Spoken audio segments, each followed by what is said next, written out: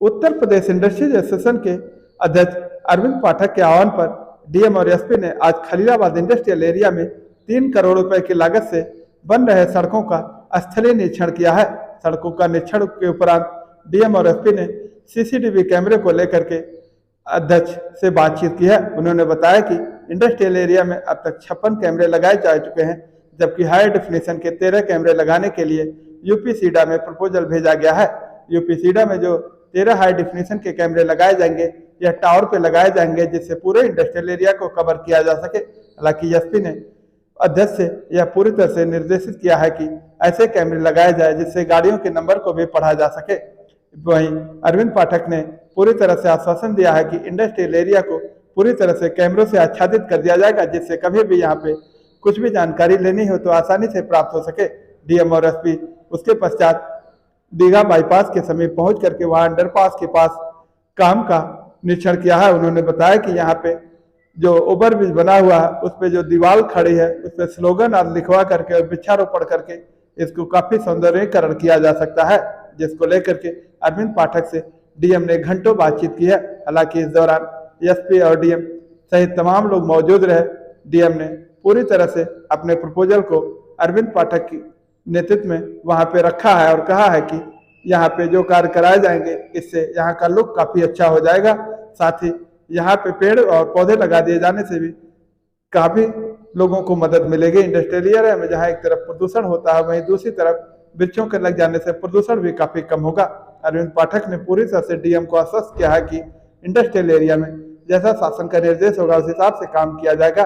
बहरहाल उन्होंने फैक्ट्री मालिकों के साथ पूरी तरह से बातचीत करके यह आश्वस्त हो लिया है कि यहाँ पे हाई डेफिनेशन के कैमरे के साथ ही फैक्ट्रियों के बाहर जो कैमरे लगाए जा रहे हैं उनकी गुणवत्ता भी काफी अच्छी हो।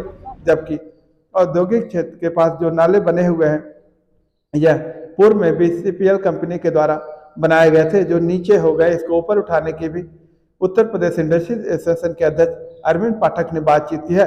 करीब घंटों बातचीत के उपरांत डीएम ने पूरी तरह से आश्वस्त होने के बाद पाठक जी से यह वार्ता की है कि यहाँ पे कैसे और भी काम किए जाए जिससे इंडस्ट्रियल एरिया को और बढ़ावा दिया जा सके। आज आपने औद्योगिक क्षेत्र में जो निरीक्षण किया है, क्या मामला रहा है?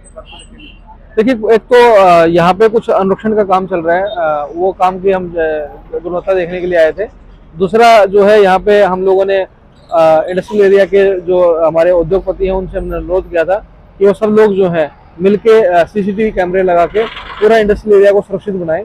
इसके अलावा जो ये ब्रिज जहाँ पे हम लोग खड़े हुए हैं इसको भी हमने कहा कि आपसी सहयोग से सब लोग अगर इसको मेंटेन करें तो जिला प्रशासन मिलके और इंडस्ट्रियल एरिया के जो उद्योगपति मिलके इसको एक अच्छा डेवलप कर सकते हैं। तो उसी सिलसिले में आज की विजिट रखी गई है। डीएम साहब और एसपी ने निरीक्षण किया है, क्या मामला रहा है? देखिए, डीएम साहब ने एसपी साहब ने एक बार और इंडस्ट्रियल एरिया का निरीक्षण किया था। उसमें जो कमियां थी वो कमियां उन्होंने देखी थी, सड़कों की जो दुर्दशा थी वो भी उन्होंने देखी थी।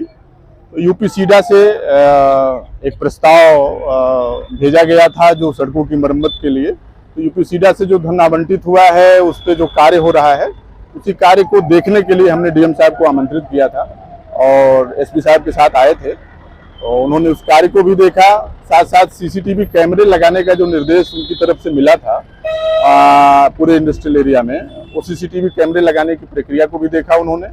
साथ साथ कुछ बड़े हाई फ्रीक्वेंसी के कैमरे यहाँ लगाए जाने हैं। इनके संवेदनशील इलाका है, इसके सुरक्षा के मद्देनजर इस चौराहे जिस चौराहे से हम लोग इंडस्ट्रियल एरिया में एंट्री करते हैं उस चौराहे के सुंदरीकरण और अंडरपास, दीघा बाईपास का जो अंडरपास है उसके साथ साथ पूरा ओवरब्रिज का जो नीचे वाला पार्ट है उसको पेंटिंग के माध्यम से, स्लोगन के माध्यम से और वाटिका लगा करके उसके माध्यम से उनकी तरफ से एक सुझाव मिला है। तो उत्तर प्रदेश इंडस्ट्रीज एसोसिएशन उनके इस सुझाव पर पूरी तरीके से अमल करेगा और जो कुछ भी आज उनकी तरफ से सुझाव और निर्देश प्राप्त हुए हैं उस पर कार्रवाई की जाएगी।